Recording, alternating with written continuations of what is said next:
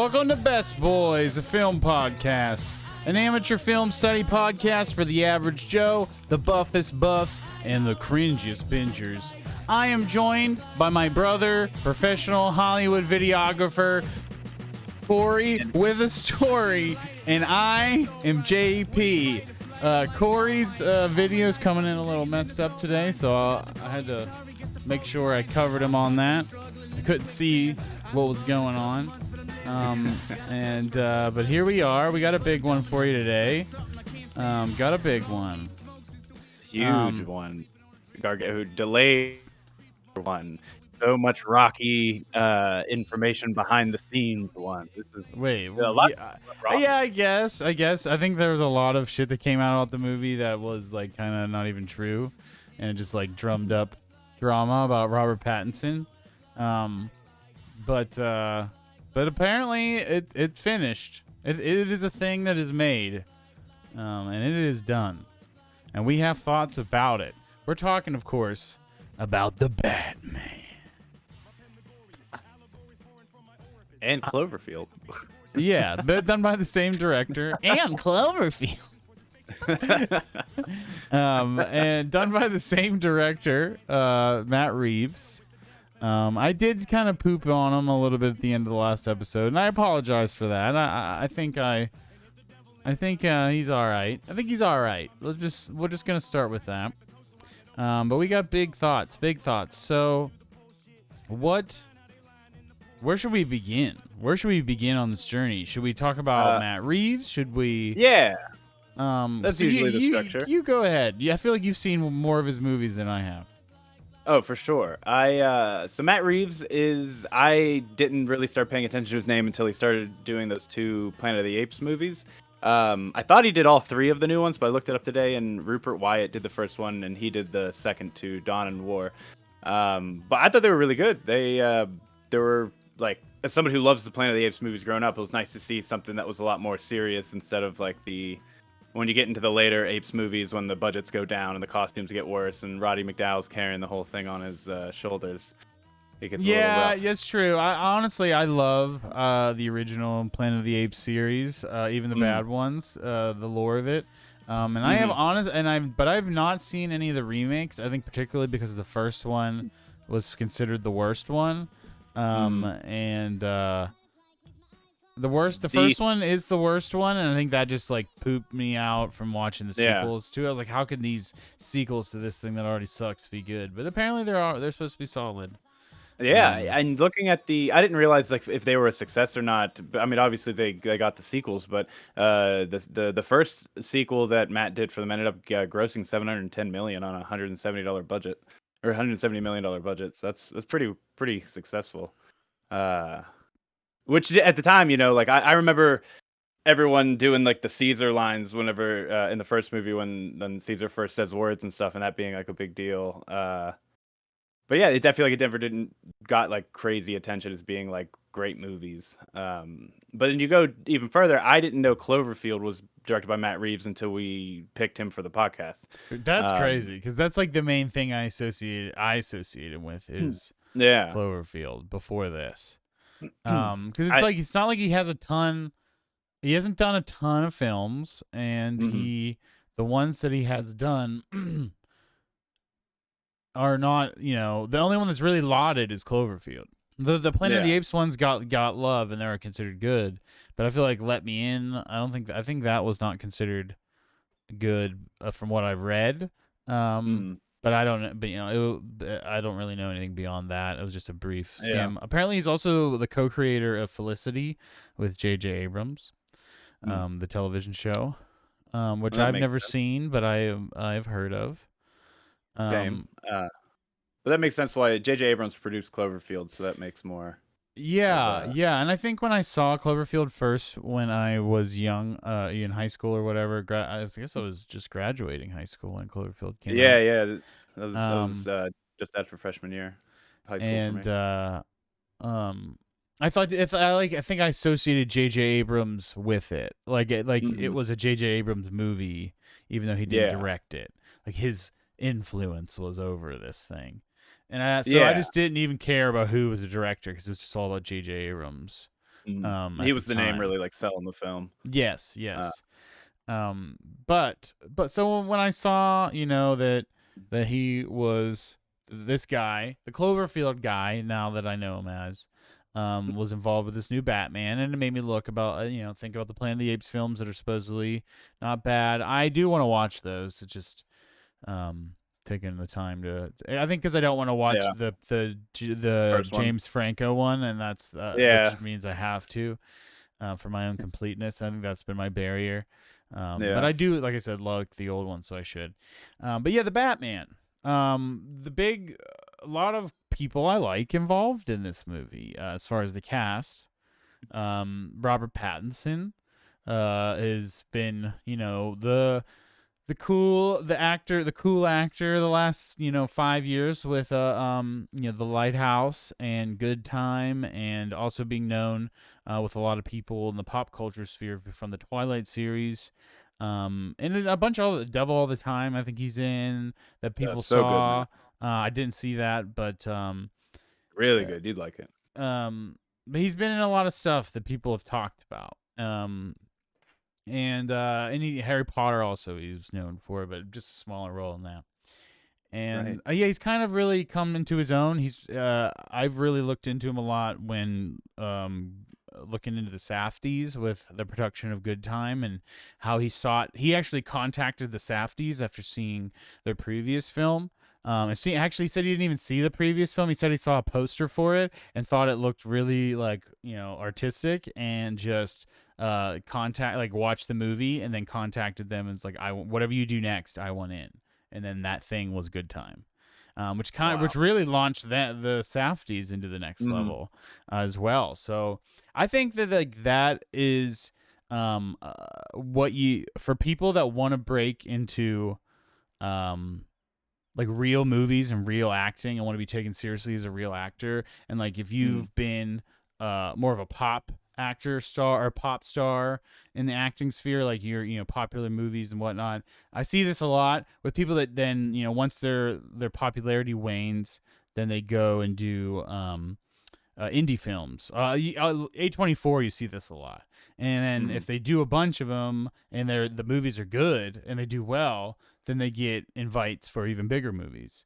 Um, and he's probably the biggest example of that. Now he's transitioned from his indie career, his A24 ish indie career, into being the Batman, being Batman, which is arguably probably one of the biggest roles in cinema today, considering the Hmm. state of superhero films.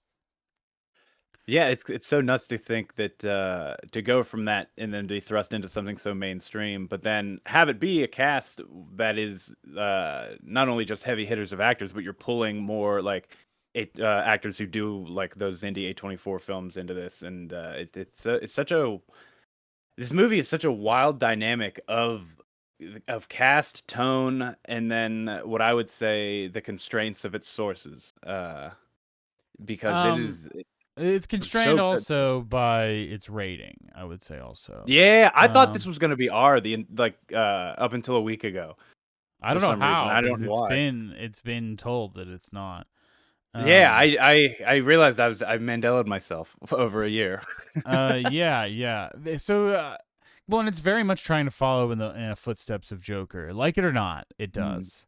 And the movie is completely different and is not this mid budget kind of thing. It's a bigger budget, but mm, it definitely tries to use the like the what Joker did for the Batman audience in terms of being slower and drawing from more indie critical films and whatnot. This is definitely considering that. Um, and honestly, it is a very, very, and I mean, we're gonna probably feel differently about this. How about the happy accident of all this? That this is a huge, huge homage to the David Fincher films, in mhm. particular Seven. Um, Ye Yeah. Wasn't expecting that, but I guess now having seen having seen both of them though, because this is going the whole focus of this Batman is to be a actual detective Batman, not like our normal superhero Batman. and so to like take one of the best detective movies that I've seen, and like something like Seven, and it's just it work. I feel like it works so well with this. Yeah, it does. With the pair up of I'm forgetting his name, the Jim Gordon's character. Jeffrey Wright. Jeffrey Wright. Jeffrey Wright might be my favorite Gordon ever. Riss Agreed. disagreed. Riss disagreed. She likes Gary Oldman, who's also great as Commissioner Gordon. But yeah, I definitely think that Jeffrey Wright might have the right temperament and the right like his delivery of his lines, and like he's very analytical, so it's really perfect for a detective kind of guy. And he's one of the good ones and whatnot. There's just there's some issues I think with the lore of Batman that now that we keep trying to get more and more serious. I feel like the Christopher Nolan ones were trying to be, really like realistic, whereas these ones are being realistic but also stylized. This one is like, it's very stylized. It's very it's going for something aesthetically in the choices it's making. And I like a lot of it in the broad sense. And Jeffrey Wright is great. The cast is great. I don't really have any issues. There's one particular character I have an issue with, but I think it's because of my own history with this actor, and we'll get to that character in a second. But the rest is pretty fucking perfectly cast. Andy Serkis. Oh man, there's two. There's two that I'm not crazy about. But Colin Farrell, who's another person who has their career regenerated by A24, because he's been cast in really good films and has shown that he actually can act. He's not just a hot Irish guy, which is what he was used as in his, the prime, like popularity. Scrubs. Yeah, or or like I don't know, so many rom-coms. That's just the first thing that comes to mind for me. But he's really good. He's excellent. Paul Dano is pretty much perfect. I don't think I could think of a better person to be cast as the Riddler than Paul Dano. Even if they did it in the more campy way, I still think he would have been perfect for the Riddler. Agreed. It just didn't matter how they did it, he would work. Because he's just that good of an actor, and he's really good at going over the top, and he's really good scream, like the high pitched scream. Yeah, it's like a child's voice. Yeah, or like a teen. It sounds like a younger man's voice. And he's like 40. But it doesn't come off silly. It doesn't come off silly. No. It just feels like a person. Real. Like not everyone in film, like movies portray every man as like, deep voiced and macho, and it's just good to have people like that. It feels realistic. Which is my issue with. I do have one issue with Colin Farrell as the Penguin, was that why couldn't they just get a fat, ugly guy to be the Penguin instead of putting this handsome man in fat, ugly makeup? The makeup is fantastic and his performance is great. So there's no issue with any of that. I just that was one thing I wondered. Can you just say, you probably could have saved $10,000 and just more. You probably could save like $100,000 of the budget with how many times they have to take it on and off. Yeah, and, you're right. You're right. I feel like that. There's just something I wonder and would want to ask movie studio execs why. I would say it's Let's because put the hot of his... guy in the ugly suit. Honestly, it's probably because when Colin auditioned for it or read for the part, his voice and delivery is just so on point that they were just we can make the visual get there. Because his facial expressions, his delivery are so wonderful. The visual is really important though too. Yeah. Because it's just he looks like a completely different person. People were lauding Jared Leto's makeup in House of Gucci, and that is literally just a prosthetic nose. And this is really, really good makeup. That ain't shit. That's so good. Yeah. No Super disrespect Mario to Brothers. people who made it, but it just wasn't that over the top. It was just Jared Leto with a bald cap and a prosthetic nose and a tan. I have to say though that I didn't know it was Jared Leto till after the movie. Yeah, that's true. So that's true. I have to say that. Did. Well, I guess that I saw him first. I saw it advertised first. But anyways, moving on. So I wanted to talk about the aesthetics, and then we can go into specific scenes and things after that. So the aesthetic of this is very mixed of like 90s. So remember we've been talking about this late 90s aesthetic of the dirty Mhm. apartment is what I usually call it. Yeah. This is that aesthetic. It really is trying to for the large part of it, though it Mhm. mixes it with other things. And I wanted to know, and I'm sure I think I know what your answer. You probably didn't have an issue with it, but like the mixture of the Art Deco Mhm. style from like like so night. If you don't know what Art Deco is, people at home or Kory, it Oh, I know so this. Nightmare Alley is our very Art Deco. Like once you get out of the circus and we're in all the buildings, it's like Mm. 50s. Like this, like I don't know how that shit looks is Art Deco, post World War II, kind of look. World War II, I guess, even during that era, 40s. So this is Yeah. like that mixture, which Art Deco is very ingrained to Batman, especially if you've grown up watching the animated series, Yes. which is then trying to combine the styles of the 80s with the styles of the golden age shit. So it's like 50s Mm. and 40s mixed with gangster stuff, mixed with some grit and like actual wild psychopaths of the 80s Batman.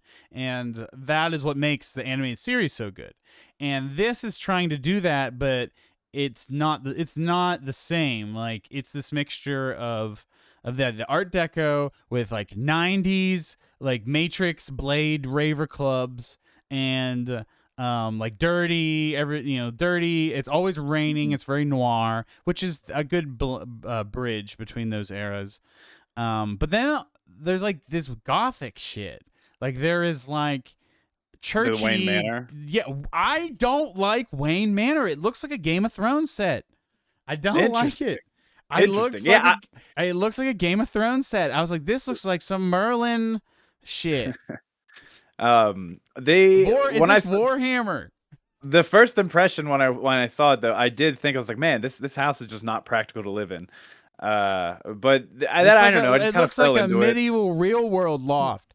I don't. Because the thing, they have like this throwaway line that says like the Wayne Castle like partially burned down and they built this tower in the city Oh over my it or god, I didn't whatever. even hear that, Which and that makes me hate it more. I think. so it's like because every time they show him going to Wayne Manor, he's in the middle of the city, and but the inside of his place is I this castle. I feel like Like so. so, it's I actually had super. issues with that in that like he'd be like riding his motorcycle to go back to the Batcave, Mm, and it would look like he's going out of town, and then all of a sudden he's in the he's Batcave, and like then we find he's in the out city center. that he's actually in one of the biggest skyscrapers in the entire city, and Mm, so it's like there was a couple like there's things like that with this movie where it's like inconsistent or this is like a goofy thing that if you think too hard about it, it kind of mm, does, like, and because it's being so serious and realistic that I don't like, it's not the same level of belief mm. suspension as that you would get from Joel Schumacher's or Tim Yeah, Burton's yeah. Batman movies, where it doesn't fucking matter if it's inconsistent. Literally, it's like trying to be a comic, like a visual comic more. Yeah, yeah. Um, I and, think this Go ahead. well, I was gonna say this. So like Nolan's Batman had like a separate Batcave thing that was underneath just the regular city as well, but it was more of just like a this is where I'm working on R&D and shit, not necessarily the actual Batcave. But I guess from their perspective, maybe it was just the practicality of for how quickly he can get in and monitor the city and everything around him being in the center of it rather than being so far away. But the it makes it seem like how does no one figured out like have been able to follow him home into this bunker thing or something. I don't know. It's Especially like as easy as uh, he's able to follow. Like I was thinking about that with Catwoman. Like she just windows mm, wide open as she changes into Catwoman and walks out the yeah. window.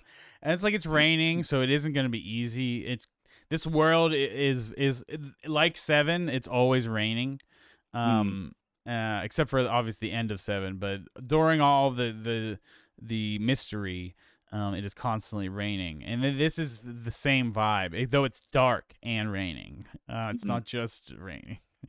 Um, It's like stuff like that. Like I said, it's not like, and some of it adds up into something. But yeah, I wanted my more issue was with the aesthetic. I thought there was a little bit of incongruency with Mm. the aesthetics. And it wasn't like bad. Like if this was the only thing, it wouldn't even be that big of a deal. But it just like there is a level of inconsistency that I feel with this film. Yeah. That prevents it from being great. Like putting it in that upper echelon of superhero films. Even like there are things. Like I said this to you, I think last night. There are choices creatively and aesthetically that I think, or the detective thing, for example, is better than any Batman movie I've ever seen. But Christopher Nolan's Batman films are much more consistent. If the world is consistent, things flow better. The tonally, aesthetically, and like each film has a little bit of difference from the others. But especially with The Dark Knight, and Batman Begins, I think that they have this world feels much more consistent than in this Batman. But Interesting. I just like a lot about this. I like the take on the Riddler. I love it. I fucking Mm. love it. Even like even remove Paul Dano's performance, like the Zodiac killer thing, and Mm. like he's radicalizing people politically. Like the school shoot, like there is a lot of political messaging in this movie, and like, but it's not punching. It doesn't. There's so much on the nose, but like the political stuff isn't like beating you over the head. It's just Mm. kind of there, which I appreciate. Um, I don't know. I'll pass it back to you. I feel like I've been talking for a bit, but yeah, these are the kinds of things that I had issues with. So first and foremost, I have to say I do kind of disagree with you on like the flow of the tone and the visual of like the art direction and stuff. I for me it worked. I liked that depending on what style of like people you were following around, it changed the kind of era or like the whatever. So like Wayne Manor is old, like super old money or whatever. The all of the stuff with the Falcones and like the Penguin is all like new, like more Mafia, mod, yeah, Art like modern Deco. money. Yeah, it's like the do we have money so they can afford if things look nice. Like Falcone's whole penthouse suite is very modern, very On top of a um Blade like Club. yeah, yeah. The but like I like I thought that fits the comic book parts of it that you would get out of something like the animated series or even like the older like Batman stuff. See, I Um, think it's fit. It's yeah. It's like putting different pieces. because It's like forcing different pieces together that like tonally, like some don't really, fit together for me. there might like it reminds me of the when the Dark Knight Returns was that Frank Miller Batman where it's kind of it has that like animated series like grunge and like art deco-ish thing that you're talking about, but it also like has this I like don't think it kind of has as much of the futuristic 50s, the 40s. I keep futuristic saying 50s. things to it. Does that make sense? um just with like the gray, the gargoyle, like the concrete, if See, that I makes think The sense. Dark Like Knight Returns is a much more modern take. It doesn't draw from that old stuff as much. It's very future, dystopian future looking. Um, like it's cyberpunk. It's almost a little cyberpunk. It's almost a little.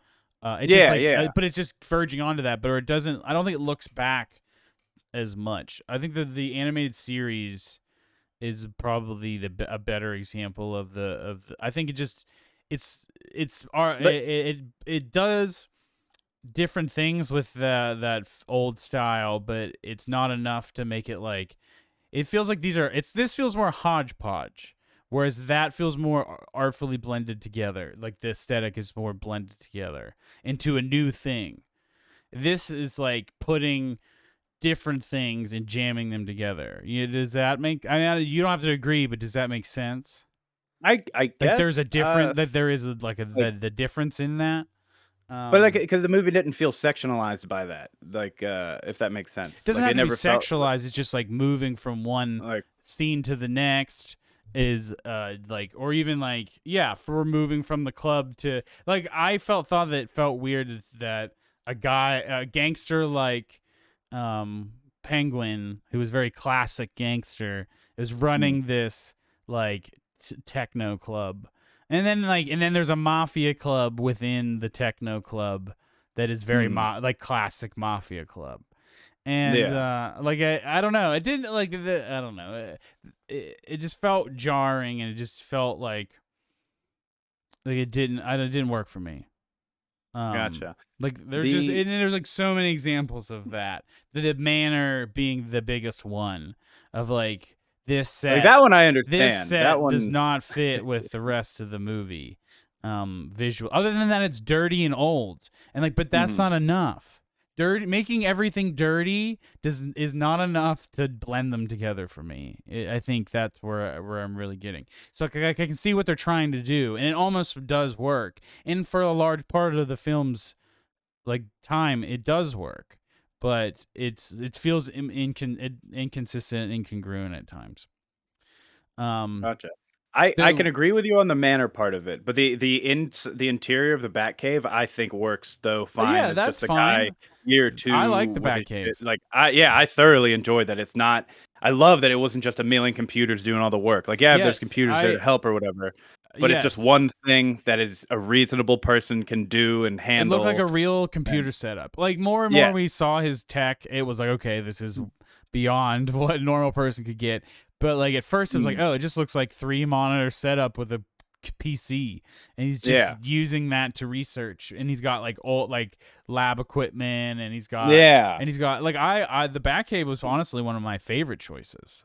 Because it felt realistic. It wasn't rich, like it was like it was dirty. Riz pointed out something though that I think is funny, and I think it's another thing that like you don't think about these kinds of things when Batman is silly, not silly, but more over the top. But the more serious you make it, the more you think about this doesn't make sense. And the bats inside the Batcave would be shitting everywhere. I thought that too. I thought as soon as I saw all the bats, I was like, man, they're shitting all over his stuff. And I think in previous movies, I don't know, not all of them, but I think there's usually like an inner sanctum that is like separate from the bats. They don't just shit on the computers. The Tim Burton ones had bats in it, and I know that, but I don't think the Christopher Nolan ones did. No, I think he went through a cave with bats and then got to his part. Yeah, there's an inner sanctum. Yes, it's like that's what Riss was talking about. And then she's like, if there's bats, then that means there's an open place that they can get out, and that means there's probably moisture and water, and like she's like that could be eroding the foundation of that entire building. Like, it was like, wow, like I never fucking thought about that before. Yeah, I mean it's style over logic, like, but for a comic book movie, but that's the thing. It's like there gets to a point where if you're trying to make Seven is stylized, but Seven's not fantastical, you know. Or like Hannibal or something like that. Like they try to still be grounded in reality. Whereas this, it's like if you like, you can't give it like that benefit of the doubt just because it's a superhero movie if it's trying to be a realistic Superman movie. Matt Reeves said that he doesn't want Superman in this world because he wants it to stay like without superpowers. Yeah. And I think that's cool. I do agree. I agree. But I think that if you're gonna do that, then you have to be consistent with your world. That's what makes, the shit really, pop off. And that's the same thing with like sampling styles and like homages or whatnot. Like you have to make it your own or it just becomes derivative. And that's my issue with Joker. This is not as bad as Joker with being, we're just going to make Taxi Driver with the Joker and Batman stuff. This is not just Seven with Batman stuff, but there are straight up scenes that, like when they find his lair, Riddler's apartment, it looks exactly like Kevin Spacey's apartment in Seven. Like it's not layout the same, but this like the files, and they're looking through the notebooks, and they're like, oh my god, I can't possibly read all this. We don't have time to read all this. Like I was like, oh my god, did they just say the exact line? And that's not bad. It's not bad. And then you got to also consider that like some of these young people have not seen Seven before. These young people that have not seen Joker before or seen the Taxi Driver before. Yeah.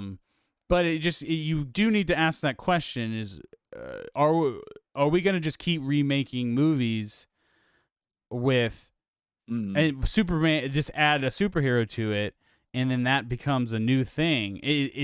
That sounds like fan fiction. That's what they do in fan fiction. There's like, oh, what would it be like if Goku fought Superman? What would it be like if the Batman was in Doctor Who world?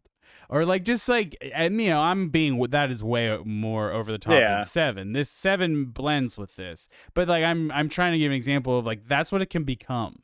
Like it can become farcical. And take away, it can water down the legacy of the original, and it can make it becomes not creative for the genre that's using these things. So superhero films. I think that like I get a lot of what you're saying, and I agree with you to a point, because I'm very much sick of just rehashes and remakes and everything. I mean, this is a case where, in my opinion, at least, it's done well, and I think it works. I feel like it gives you a chance to actually, like, try to figure it out with Batman as he's going, and just try to like. It adds more suspense to everything, but it because didn't matter. you're just seeing what he's seeing for the there first was like time as nothing well. to solve in this film. I guess you were trying. The only mystery to solve is who is the rat, which is, boy, was that done terribly. They fucked it up.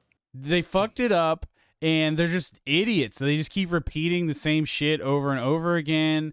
They're like there's multiple points in this movie where they give like an exposition dump, or they just like repeat each other, or there's a point where they listen to a tape of something happening, and then we get a scene after that where Jeffrey Wright explains everything that just happened on the tape that the audience and all of us just heard, like an anime, like, in case you didn't understand that, this is what happened.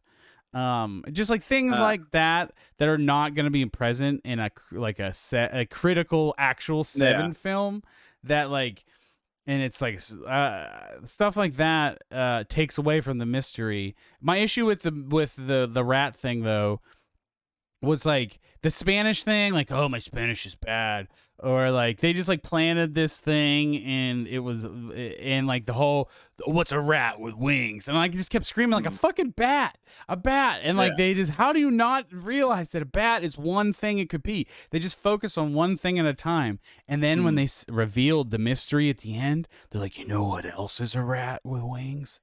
What about a falcon? And I was just like, what a fucking stretch. Get out of here. That's I said that about that too. What a stretch. I like that they make the mistake, because because it's year 2 Batman. It shows that he's not like, but what about, it makes whatever. But it was done in a way that I thought was the most jumbled part of the movie. Jeffrey Wright? What about Gordon? Looks like an idiot. His partner was, apparently the entire city is involved with this shit, and I mean, Gordon's an idiot in all of them. I think that's kind of his thing. Like, I was gonna say, that's the comic book thing, is Gordon's the good cop who's oblivious. But like, you can't, if you're adapting this, Riz kept saying this, like, you're adapting this comic book thing, and you're trying to make it realistic. And like that like some things just don't work with the the logic of a real world. Yeah.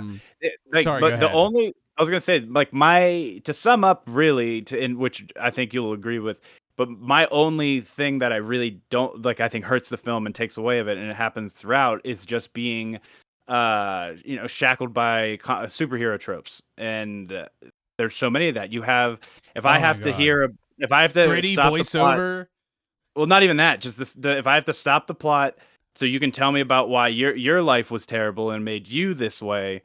Like, they do that. Every character gets that, and it's like anime does that, comic books do that, comic book movies definitely do that. And it's they don't have time. They don't have time to develop characters because they have to spend time punching. Which I think this movie does a great job not spending too much time punching. But it's 3 hours. It's 3 hours. That's like it it's didn't feel like bad. it I didn't think it spent felt that so bad. much time, and it spent so much fucking time in these dumb, slow moments, and they weren't good because the characters weren't developed well. The moment with Andy Serkis in the hospital bed, I was like ready to scream at the screen. Like it's just so slow and long, and he's just giving us exposition, like, "Oh yeah, like remember when I trained you how to fight?" I'm like, "What the Mm. fuck? What about the ninjas?" Like I know this is a new world, but like, and you didn't want to spend time with his origin because we've seen it before, but just Mm. like shit like that is bad, is not Like good storytelling, and you're it's trying to like be emotional indie film, and it's yeah, just not working. and that's what I think is like what keeps it from being like the granddaddy of them all It's because of like having those shackles on it because I'm almost losing it. You have some of it works. Like some of it, I'm okay with Uncle Gloss because it is comic book. It's almost like how Watchmen is, where Watchmen goes for super gritty or whatever. Obviously, it has the fantastical element, and people have the strength to punch bones through people's bodies. But it has that thing where it adapts the comic book like to a T outside of the ending, like by the frame. And I feel like this tried doing that this is as not as good as well. Watchmen. I hate as much But as I love shit on Zach. interesting. The I the think this is theatrical cut. my Watchmen of Batman. Oh, this is way I more flawed than Watchmen. As a mystery, as it's way more bloated. Watchmen like it feels bloated in the extended cut, but the theatrical cut, it's long, but it needs that to tell this whole thing. Whereas Yeah, this I has like the this 3.5 hour cut. it's so it's so bad. But yeah, you just seem to want to watch 4 hours of superheroes do things, and you don't No, care I like what it having consists the of. It just I like like the extra give scenes me in world more building. superheroes, please. Yum yum. It's not Um, superheroes, no, because I like having the extra scenes that you get from the world building, or maybe it fleshed out something a but that little doesn't make better it. But we're than it talking about was as a before. film, not for your fan world. So your fan world's filled Yeah, in. Like this is the like that want is what makes these movies worse. I think. Is like indulgence and more and more and like do we want these to be good movies or do we want these to satiate do we want this to just go on forever like Star Wars and so we make spin-offs and spin-offs and movies and mhm. movies and shows and it just waters everything down. Sorry, but I'm getting way off track. The length issue, there's just like the ending. I'm screaming at the last conversation with with Catwoman and Mm. Batman, and Catwoman is definitely an underdeveloped character. And it's just mostly like the whole thing with all right. Let's talk about Carmine Falcone because I did Uh, not like John Turturro as Carmine Falcone, but I thought it was an interesting choice at first, and then I settled into it and was fine. But at first, I was like, Riss "Really, him?" Riss said Riss was fine with it, and I was at first I was open to it because I'm like, he's Italian, and I've never seen him in like a tough guy mob kind Mhm. of role, and I was like, I'm in, like I should be fine with this, Yeah. but I think I've seen him in so many weird, silly, and goofy roles that I Mm. couldn't like take that goof away from him, even though he was playing it straight, super straight. Mm. So I don't think it was Yeah. his fault. I think it's just like character actor kind of Like typecast. syndrome, yeah, typecast kind of thing. So I don't know. My honestly, I'm not trying to let that affect me. But my issue with that storyline is it just felt very contrived. Like, how is she able to work there her whole life and nobody knows who she is? It's a Yeah. very contrived story already. Like we've seen this before. Like Um, I didn't realize that he didn't know she was his daughter until he says dad and he goes, "Huh?" And like not I understand like thought, no. yeah, also thought that. I also thought that and had an issue with Kylie it. knew somehow, but I didn't Riss pick it did up. too, but I didn't. Riss wanted her Catwoman and her friend to be lesbians, but I was like, yeah, there's no way that Weren't Catwoman they? was not gonna be. No, they're just friends, best Oh. friends, Oh, she and kept calling her babe on the phone, so I thought they were dating. oh, I'm seeing here in the description of the cast, it does say Selena is portrayed as bisexual, like in the comics. So Yeah. maybe it was just She calls her subtle. baby on the phone a bunch of times, like when she's like But there's first also like right the before way she she was talked about her sometimes was very sisterly. mm, Like you like she had things going for her, and like I don't know. Riss brought that up. That's interesting though. So at least I know that the intent was there. Um, mm. but yeah, Zoe Kravitz though is great. Yeah, And she yeah, looks she's really good. great. She's perfect. Yeah, I Mm, think that there's a lot of actors here that are working, that are doing good things with a not great script. And that was the other thing I wanted to talk about. It's like I think that the visuals, as much as I complained about the aesthetic, I think it's because it's just like I think it could have been better, but I liked what they were going for and trying to do. And we're gonna talk about the lighting thing in a second because I want to give you that, or at least like give you a chance to reflect on that from last episode. But the script I thought was like not as deep as it thought it was, and it was just like the actors in the movie was like mm. using it away. There's some weird bad dialogue. I don't have anything like written down because I saw it we watched it in the theater.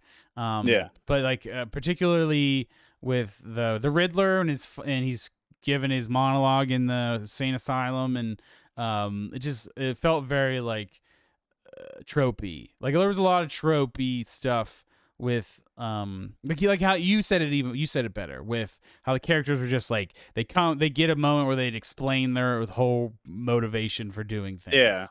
And I am And so sick of that. We've seen it a bazillion times, right? Which and I think ruins the film overall from being like, in my opinion, like a 5 out of 5. But it's such a big thing because it's burnt like the superhero fatigue. I've never felt more because I was so hyped for this movie, and I think this movie's phenomenal personally. But it is I'm so fatigued with knowing backstories and all that shit. Just give me fucking characters to focus on now, and I don't know the but it's um I'm hitting a wall with it for sure. yeah, it just I think this movie could have been at least 45 minutes shorter. There was another thing with the slow Interesting. stuff is there's multiple action things that like villains were doing things really slow, and then it allowed the hero to be saved. Like Mm. the Riddler followers that are all loading their guns extremely Yeah, slow, yeah. or the one at the end with the shotgun that had the chance to blow Batman's head off and just like stared at him for like 10 seconds before Catwoman Mm. saved Batman. Like there's shit like that I was just like, God, this is not good. Um Yeah, I mean it's trying to push more tension, but but I it's not realistic. If you want, you can't yeah, have your cake and eat it too. This movie really wants to do that. I think because what it does, it goes back and forth between having realistic moments, but also having there's so much of this that is through Batman's perspective, and in accompanying of the voiceover narration that he does. But there's things like that where those long pause holds, I don't feel like are. I feel like they're because of that's him and his hyper focus on the thing, and it just feels like it's a lifetime because of the suspense of But it's every not time he even goes when to it's open one him. of the It's notes not and even stuff when like it's that. just him. Like it's like shots of the group of the Riddlers loading their guns slowly on top of this scoreboard thing. Um, yeah, Before they start before they even shooting. start shooting, it's just like, or like there's stuff. Yeah, people get saved, like I said, multiple times, and it didn't work. We can talk about the exposition dump, or we just hurry really quickly learn that Martha was in an insane asylum, and then it never is brought up again because it just gets Mm, focused on his dad putting this hit. Like narratively, it is just not. It uses the visuals to make you think that it's deeper shit is going on than it mm. is. Yeah, Um, and this feels like a comic book plot that if I read this in the comic book, I was like, yeah, this is really good. But playing out in this medium, it doesn't translate it's because just being this isn't how realistic it's trying to be. yeah. I can't like I normally would excuse these kinds of things, but I think that's something that the Nolan films just do better. Even though there are Mm. like with the boy, I don't like the computer system in the Nolan films that can see everyone everywhere or whatever, Yeah, like Metal yeah. Gear Solid. I don't like that. But just like mostly, I think those are much more consistent, especially The Dark Knight, whereas this is that's my thing with it. There's something else I was just gonna say that I am losing here. But just the action sequences briefly. The lighting we're gonna talk about, but the action sequences briefly. I liked them all except the car chase. I didn't hate the car chase, but I thought that the car chase was so dark and it was cut in a way that it was really hard to follow what was happening. And Really? like all the cars were just like dark silhouettes. Also a shitload of people get murdered and it never gets talked, like some shitload of people die in that and it never gets talked Mm. about. Yeah, um Kylie said that. and yeah. I granted we saw it in the Dolby rooms, and I didn't think that scene was too dark. I really like that scene, other than the classic perfect ramp lines up at the right time. Yeah, this Like is other Grand than Theft that, Auto. uh, I enjoyed that sequence. That was cut. I liked how it was cut, and I loved the back and forth between the upside down perspective and the regular, because with the rain going each and which way, I liked. Yeah, I like Um, that. I did like that. But just like there's I thought the Batmobile, I wanted to actually be able to see, and it was just looked like a silhouette, which was cool because it was like a monster. Like I get what they were trying to do, but I would have loved to have at least one moment where I could like fully see the fucking Batmobile. yeah. Um, and yeah, I like the motorcycles though. I did like that. Mm. Yeah, Um, I love that all the reconnaissance is done in normal, like on the bike, and in he's normal not dressed up, clothes, and he's yeah. actually like putting the work in. He still has the eye makeup on because he's not like wasting time to take it off or anything. Like it's I love, like, there's so many little things Those that go things I so like. well, The or like detective when shit is he so good. or like when he's doing the humanitarian help thing at the end, and he's still missing the blade, the batarang out of his setter and stuff. Like there's Oh, all these his like little things that I like, that they thought of, that they did really well. Um, that I thoroughly enjoyed. And it's things like that that kept me in and couldn't forgive some of the things. As far as the like around after the point where the DA died, and then until probably after the Andy Circus hospital scene, like that whole part was it's just like a lot of slow shit, and I really checked out by that point. Started clock watching a lot. And then it picked up again, but then the ending was like a super long extended ending. Um, like so I want to move to talking about um the final thing with the Riddlers, and like the light turned all red, and like he's leading the people out to mm, safety. Like there was stuff that I liked about all that, and like that quiet moment, but I was already like, man, this movie's forever. I would have loved to have this if we would have cut like two of the other long ass mm, emotional moments that have now numbed me to this one. yeah. That is visually much more impressive and interesting than the other ones.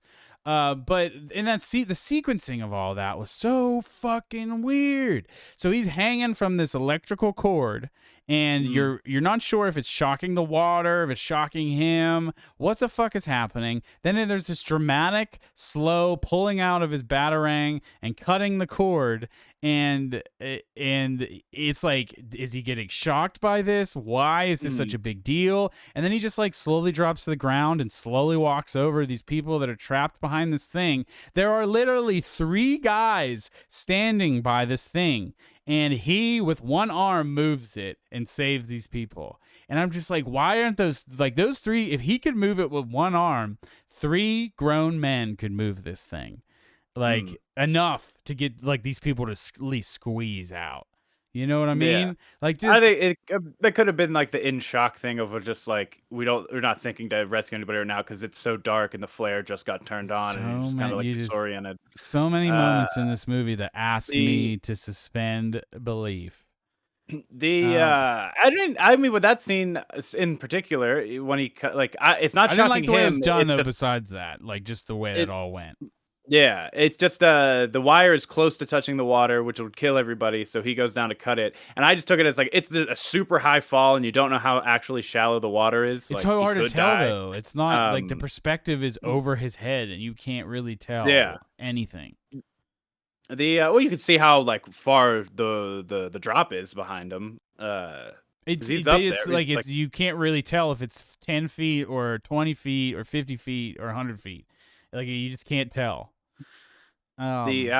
I guess based on just like how high the scoreboard thing was in the middle and everything is, it just gives you like I guess And it's the into inside water. estimate. And it's into water. Um, but you don't know how deep that water is, Well, that's so what I it's like mean. Like you just don't. It doesn't seem like it's that big of a so deal, but you that's why it don't had. really know. Well, yeah, that's what keeps the tension is you don't know if it's gonna be bad or not. But It obviously, seems it like ends it's up trying fine. the music and But the way it's cut is trying to tell you this is dramatic, but you yeah, are like the visually it is confusing. Why? And I mean, I didn't think it was confused. I got it at we least. both thought it was weird. Um, and but yeah, like stuff like that, which, like I said, it was followed by the cool thing of him like with the torch leading everybody out. Like I like that. Oh man, why did the Riddler want everyone to go to the event center? Like, why was this event center high ground if it's a fucking bowl? They're all just gonna go into the bowl and drown. It made no sense.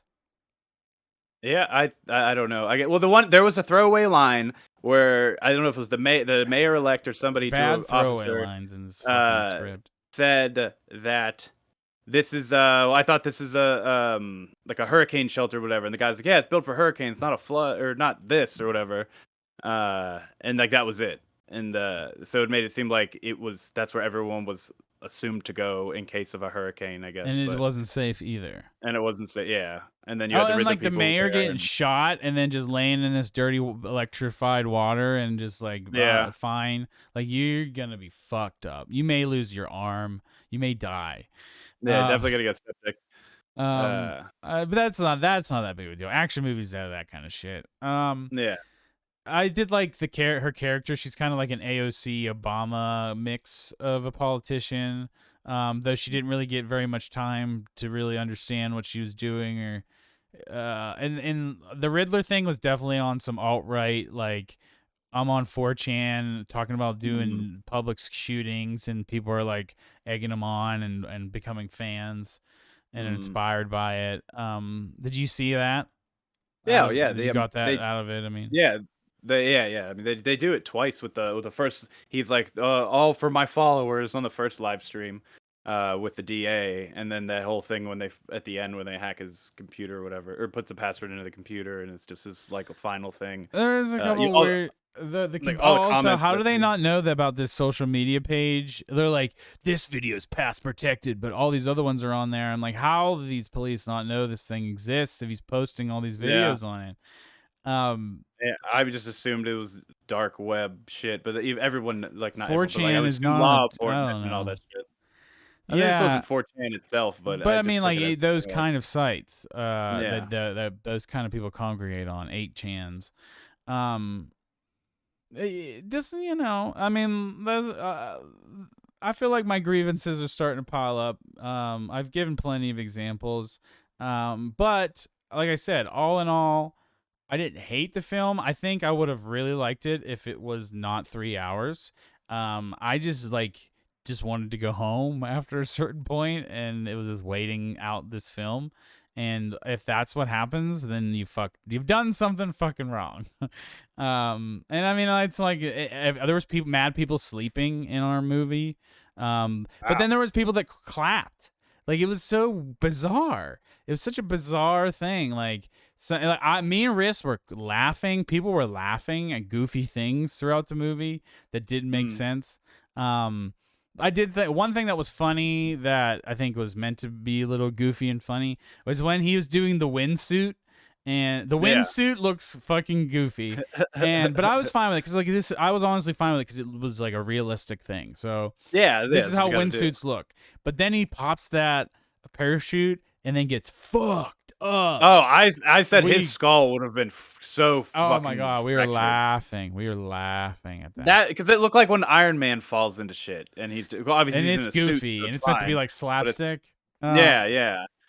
That's what that felt like, and it's CG, which there's not a lot of CG Batman in this, so it's like weird.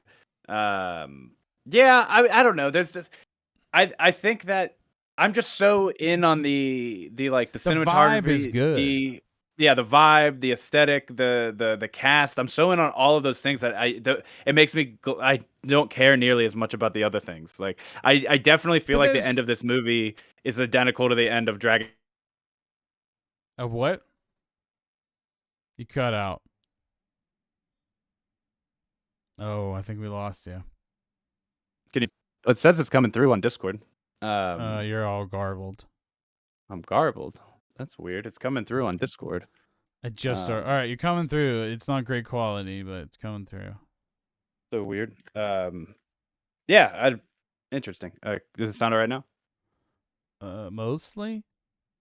So I wonder why nothing changed on my end. But I was saying was the end of the girl with the dragon tattoo, where it's like that that epilogue we kept saying, or extended ending, where it's like the last 15 minutes Yeah. I didn't didn't need like. to be Yeah. there. I mean, I wasn't. But I feel like that was like doing something different than this. Like that. Like that's what I mean. Like this is like an emulation of higher end things, and it's a facsimile in some sense that it doesn't grasp why those films are make the choices that they make, and then it does similar things, but it just isn't doing it for the right reasons, and it just doesn't work. And I think like I wasn't even crazy about the ending and the girl and the girl and the dragon tattoo, but once I figured it out and I got to appreciate it and like understood what I was going for and accepted it. And like it wasn't I think it made the movie extra long and especially if it was supposed to be a series. I just don't understand. But artistically, it is interesting. This, it just feels like an extended ending, and it's trying to be emotional. Like, oh my god, they're gonna split up. They're going separate ways, and they may never get back together again. Like that's the story of Batman and Catwoman.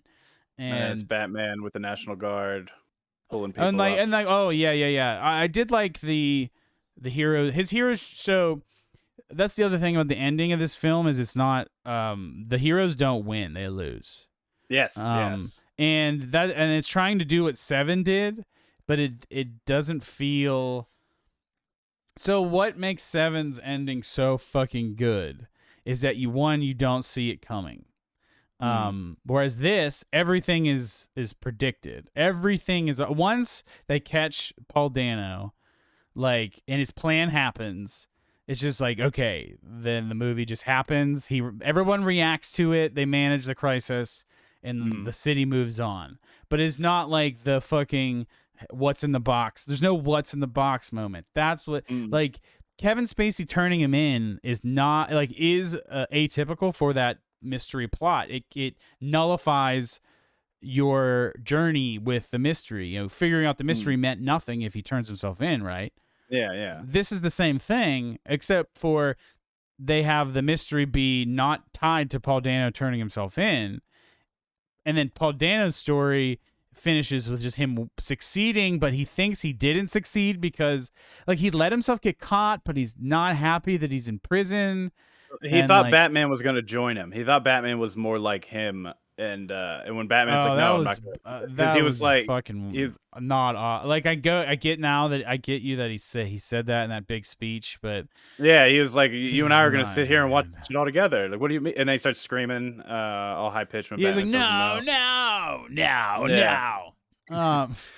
But so yeah, that's he feels betrayed by not understanding that Batman and him are not the same. So the whole ending of the journey is that Batman realizes that his style of vengeance was inspiring people for the wrong reasons, and that he needs to actually do this to help people. And also, I think it's like him hearing what that politician was like saying, like, you don't fucking do anything. Your parents did so much for the city. And like so I think it's gonna hopefully, because he doesn't engage with the business side of the Waynes at all, and I think that's supposed to explain why, like, what he comes to the realization that like I need to do shit with my money, but I also need to help. It's just I'm doing this all to help people, not for to satisfy my own selfish need for vengeance. Yeah, it does. I like that in the combination of like his whole reason for being Batman is built on his dad being like morally just in all aspects, and then when he gets that shattered because his dad ordered a hit or whatever, I did kind of like that of his whole just kind of like, well, what the fuck did I do all this for moments after that. And I think that's a good payoff to getting to ending with, instead of being vengeance being hope. I think I think it's a good character arc. I think it's done well. I wish we had more Bruce Wayne in this, just to know more about. Like this is a pretty much like I'd say like an 80% Batman movie. And I feel like we don't get as much of the inner. Like there's tons of I guess VO We get monologuing hardly over this movie. Batman hardly ever fucking talks. He's very brooding. Yeah. He talks when it comes to solving the crimes, but we really don't get any actual personal Batman shit at all. Like he's brooding and he's angry and he's gritting his teeth, but he doesn't really talk much. And Yeah, if we would have got more Bruce Wayne stuff, he'd probably have more dialogue with that. If we didn't learn spend a so little much bit more time with people staring at each other's faces and not Yeah. talking, like we're gonna add another hour. I was like, we're an hour away from the Snyder Cut. Might as well just put that in the motherfucker in the theaters. And just like people are just walking in and out of the movie during the entire thing. Also, I was thinking about just like, is this what you want for your theater experience? Like at home, 3-hour movies work. We've talked about this also recently. Yeah. At home, they're fine, but if it's a theater experience, it hurts the experience. Unless it's and then it's not for every movie. But I don't think. But I don't think every movie needs to be 3 hours. Blockbusters don't need to be 3 hours. This is like the third fucking one in the row that I was just like excruciating at the end. Yeah. It was like Endgame or Infinity War. One of those two is over 3 hours, but like that works for that because of just the backbone it's built on. I know I say it's this all the grand time. finale of this, like over a decade of work and lore. And I know built. and I know like for this they wanna do as much like lore and world building and showing everything they can in the opening movie just to get you invested. But I do agree that it's a little too long. I think this is a perfect 2.5-hour movie. But I like some of those shots that you're saying where they cut back and forth of people staring. I enjoyed those moments. You just don't have the time. You don't have the time to do all that. It's too like you can't have your cake and eat it too. You can't spend all this punching time and all. You can't do everything with a movie, and it's like you got to get to a point where you're gonna split it into something else, like save some for the next one, or what. Like they spent so much time on the Penguin. Like as much as I loved all the Penguin stuff, I know I do want to call out that we were wrong. I thought it was gonna be some snow dog shit because I didn't think it would have time for a whole arc about the Penguin. But when it's 3 hours, apparently you do. Like that. Like you more could of have a mark for him than John Turturro. You could have cut out one leg of his story, and like that would have took 15 minutes away. And like there is easy cuts. This was a decision to keep all this. I just don't think it needed to be. I think there was some obvious cuts, and it's like, yeah, there's stuff I liked, but I would have liked it to be shorter more than I liked all that shit being included. And so, okay, I think we should wrap it up because and this is gonna be maybe the hottest take of all. Cloverfield is better than this movie. What? Yeah, how isn't it? It knows how to use its runtime to maximum effectiveness. Yeah, but it's just like it's like a monster movie, and that's it. There's nothing beyond that. But it's it's like minimal. Like it's minimal, and it's less is more. Whereas this is like more is less to a degree. Interesting. Yeah, like this movie is twice the runtime of Cloverfield. Yeah. And Cloverfield, I feel so much more for than this. And like nostalgia is a part of it because when it came out, but I was like I really like how they set it up, and we're gonna talk. Just wrap. All right, before I want to talk about Cloverfield now. So before we do quick. The lighting, let's talk about the lighting. I was gonna say this.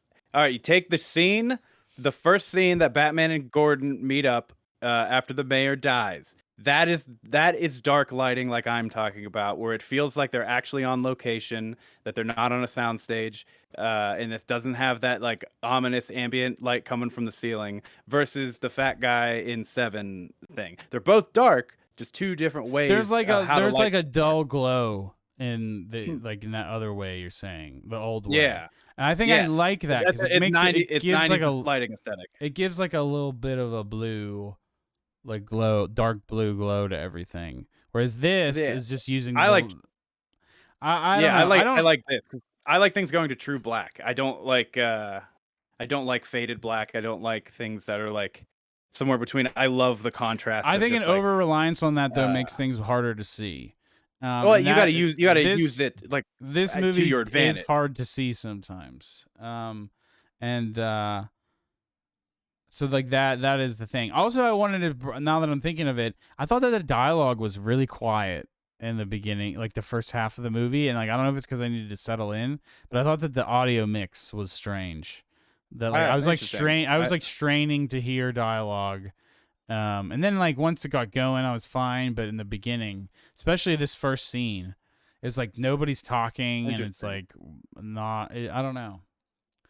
Yeah, Um, I didn't have that experience at the theater I was at, but I do know though that my theater turned the volume, adjusted the volume though in like the first couple minutes. You could hear the like nobody switched it over from the like trailers volume to the what's it called volume. If that makes sense. um, But all right. yeah, I don't know. Do I we like want to it. score the Batman or? Yeah. I'll give you a score. I'm ready to do it. I'm giving it a 4. I really I figured you like were gonna go this. for. I'm not gonna lie. I was debating between a 2.5 and a 3.5. So I think I'm just gonna stay on a 3. Um, All it's right, not. I get it. I understand. It's I not. didn't think it felt that long. Sorry, good. Yeah, you're gonna talk over my score. Or? Sorry. Yeah, it's way too long. It's way too fucking long. It like, and that I feel like, yeah, that is hurts it really bad for me. It's just less is more. I think people need to learn how to edit and learn how to tell a story with less instead of just like padding the runtime and thinking that it's. You could just like, does the runtime add to the film? And I just like, there's multiple instances movie where I say no. I think it's a little too long, but I'm fine with it being the length it is. I'm Just into like it a as is. 4 puts it on to like puts it on level with like the piano or something like it is. This is this not on the level of a great film for me. Um, but we can move on. Cloverfield. Let's take it back to high school, baby. So yeah, Cloverfield is a really simple movie. It is Blair Witch style, like handy cam found footage. It's probably the second big major found footage film like to make money after Blair Witch Project. I've always been a fan of found footage films when they're done well. It's just there's so many that are done terribly. Yeah. So it's like hard to do well. I think that yeah, this is an example along with Blair Witch is how to do it right. The first Paranormal Activity, I think did it pretty. They did it best for no budget, because theirs is similar to Blair Witch's budget. Um so yeah, this movie is 85 fucking minutes. And it is so like I think it's just perfectly paced. And like we could get more on things, but I think it is perfectly paced. It is set up with an emotional way, to getting you to learn, like get to know the characters and like how their personalities. There's really like after that, there really isn't a ton of like you build up the emotion for the characters in this beginning party sequence, and then once after that, it's just kind of like now we get to see what happens to them, and some of them make it and some of them don't. Well, actually, almost all of them don't. No one makes. No, the one girl does. She leaves with the military, Lily. Oh yeah, that's right. Yeah, she's the only one that makes it out. Wow. So the actor wise, the biggest names I think that are the biggest names to today are Lizzie Kaplan and T.J. Miller, who are the supporting, but the leads of the film I don't really see in anything.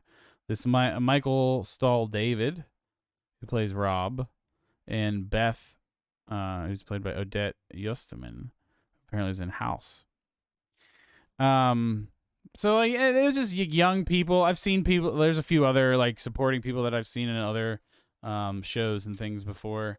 But I think you don't want to have recognizable people because then Takes it out. it would make it it makes it feel not like a movie. So the marketing of this film I want to just talk about briefly. This was one of those. I'm always a sucker for these kind of marketing campaigns. I've always been this way since I was a kid. If you market something as this mysterious secret project that like is I think it was actually marketed originally as Project Cloverfield.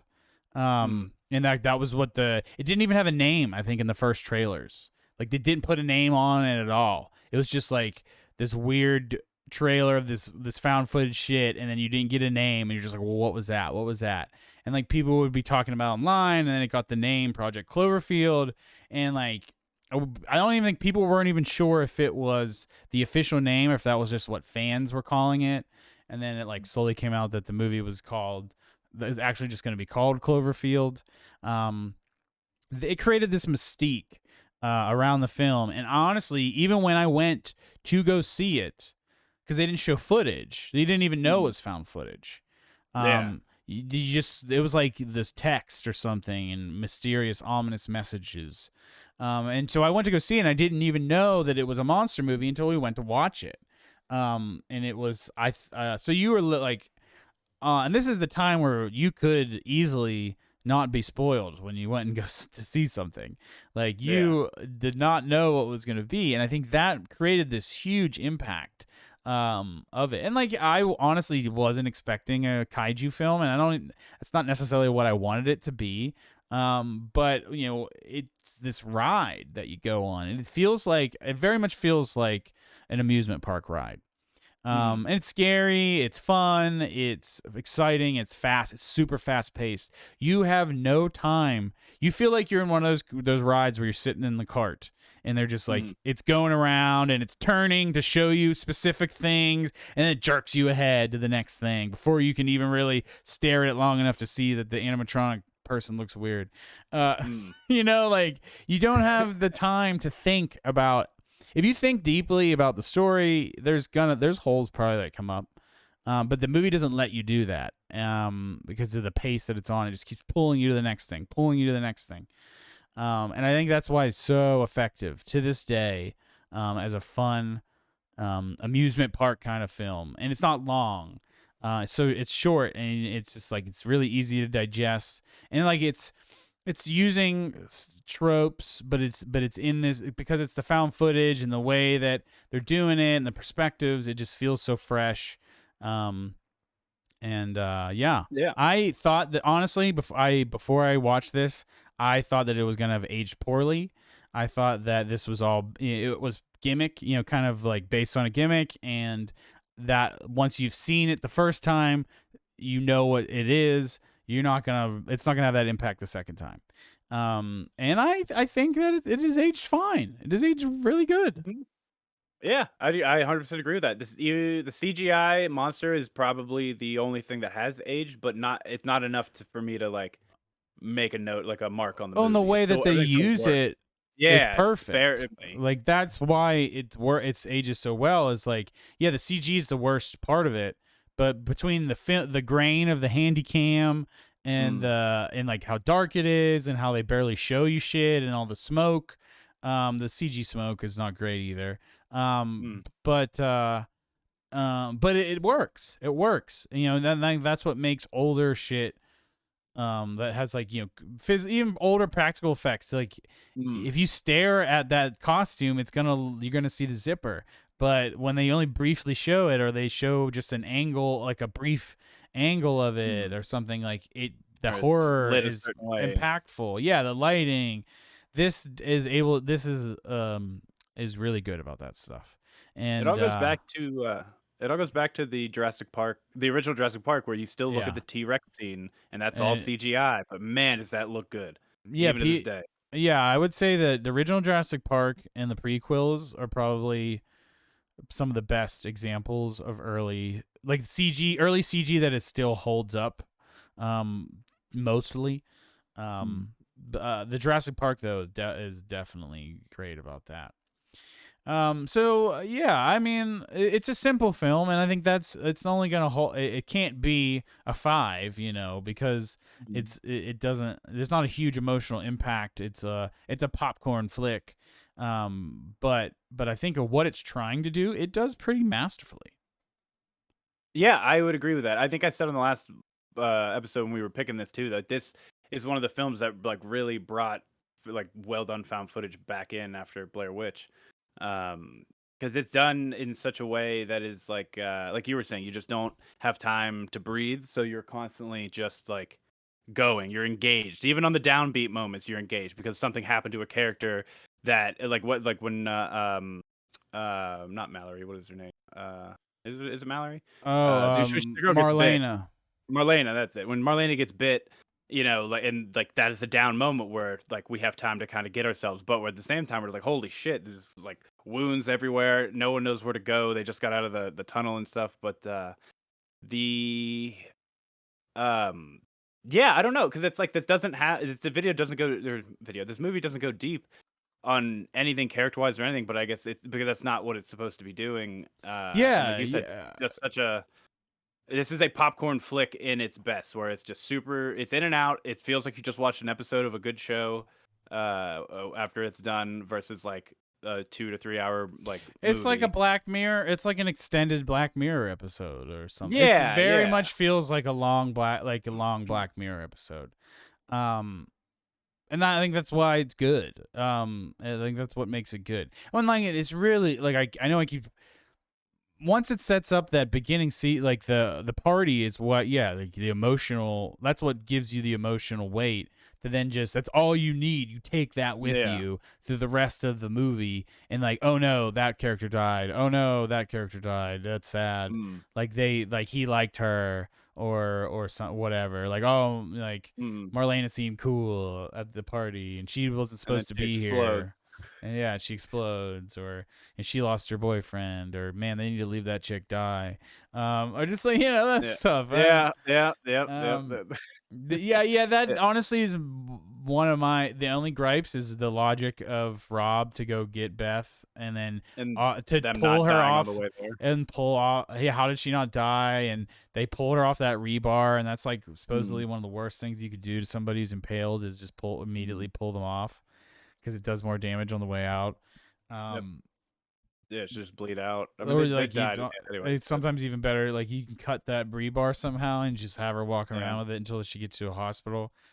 Mm. Um, I don't know. I'm not an expert. I could have been wrong. I could be wrong No, about no, that that is part. but sure that is true. You never want to remove something till you get to the hospital. Because then they can do it most safely. Yeah, yeah. This movie's probably biggest downfall is the horror logic it uses.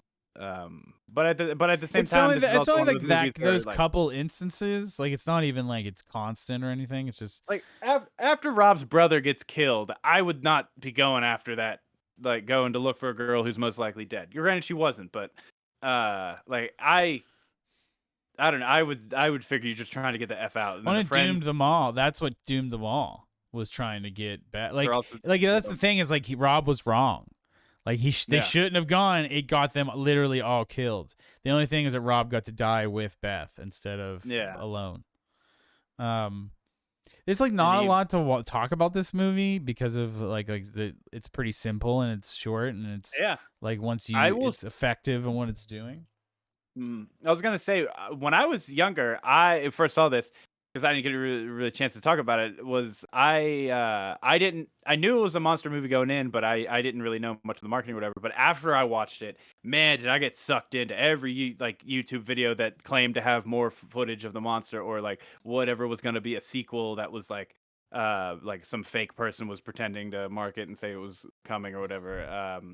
Because I left the movie wanting just like I was so disappointed that we only see the Honestly, monster. surprised they didn't try to make it. I like they did eventually make a small budget sequel, but it's Yeah, not really like a that movie wasn't sequel. supposed to be a Cloverfield movie. That was Yeah, an indie movie yeah. that They retroactively made got Cloverfield. bought and rebranded. Yeah, so it's like disappointing in that aspect. But but rewatching this as an adult, they show the monster a ton, and I don't know why high school me thought that they barely showed the monster. You get so many good shots of this thing Yeah, doing. it's just a brief. So they add up Yeah, to a lot, but you don't get a long look at it really ever. Yeah, just the final thing, the final scene when HUD dies. yeah, and even then it's at that weird angle. Yeah. Yeah, this is I don't know. I think that it is still Matt Reeves' best film that I've seen. But only because of like it stands so it stands up so well as a great popcorn film, and I think that it should I think that it doesn't get watched as much as it should. Like I don't think it gets talked about as much. I think dare to say it's underrated. Yeah. I would Because I was, I I was think gonna people say thought that it was overrated at the time because of mm, the marketing, but I think yeah. that's uh, made people underrate it. I think that that Netflix sequel definitely soured because apparently that's terrible, and it's also a sequel that has to do with like travel shit or something. I don't What? know. The Cloverfield Paradox on Netflix. Oh yeah, I Uh, forgot about they made a third one. apparently that's a straight up turd. And it soured the franchise. But no, but I agree that this is not a movie that people bring up in lists of like you would talk about just like Godzilla, whether it be the '90s or the one that came in 2016, or and the ones that the sequels to that.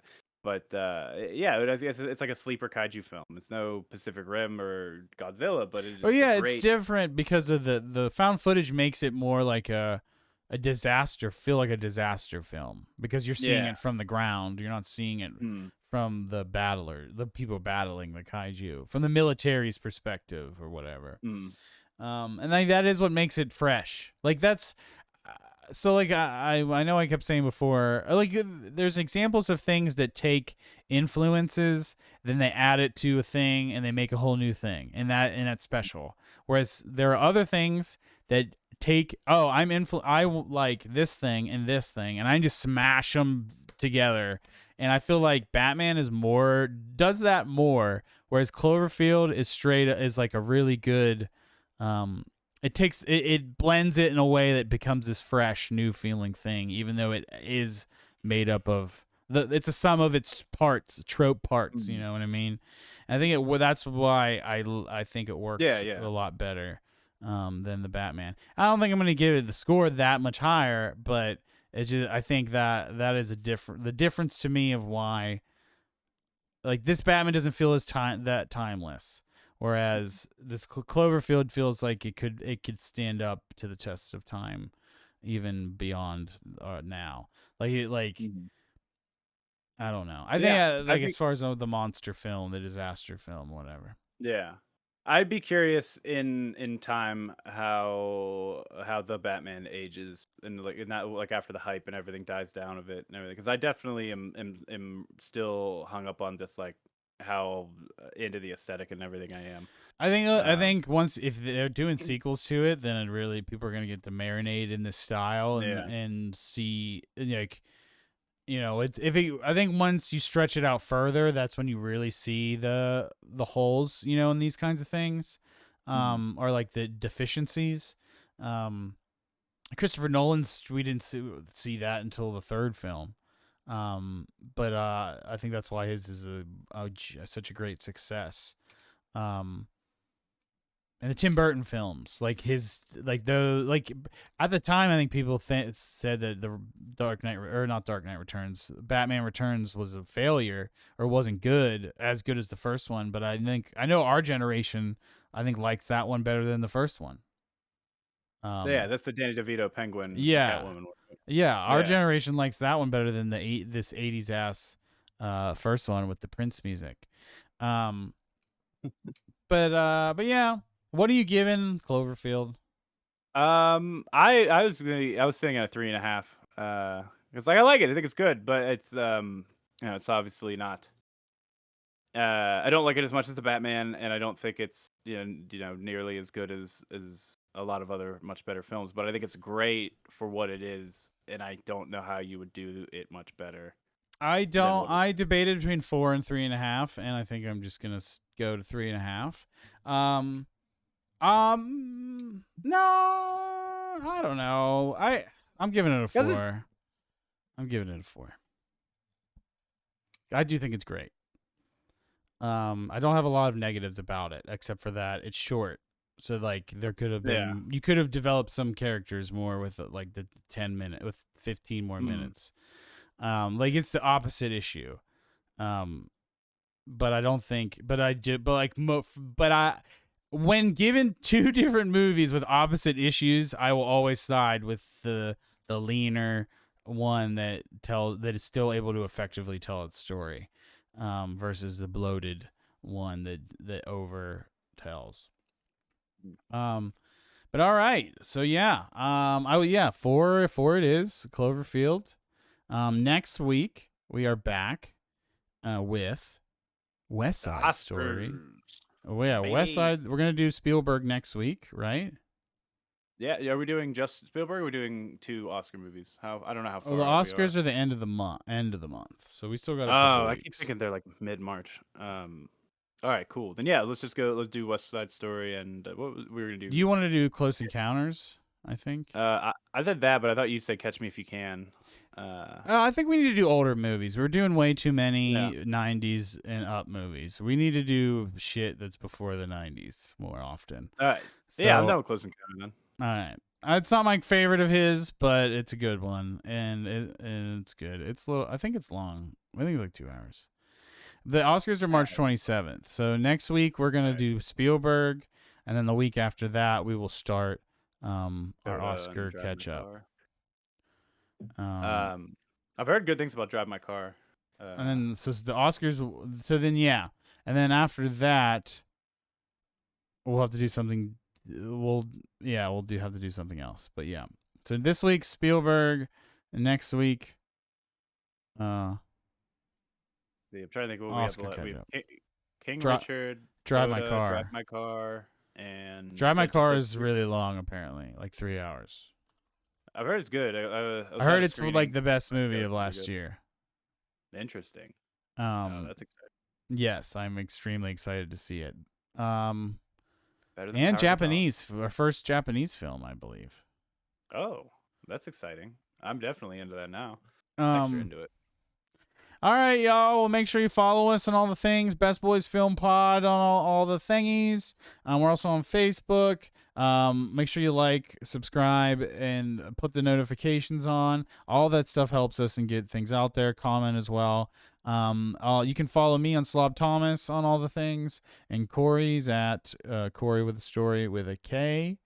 And yeah. There we are. There we go. There we go. All right. Thanks for tuning in, everybody. 1,000 years of superhero films.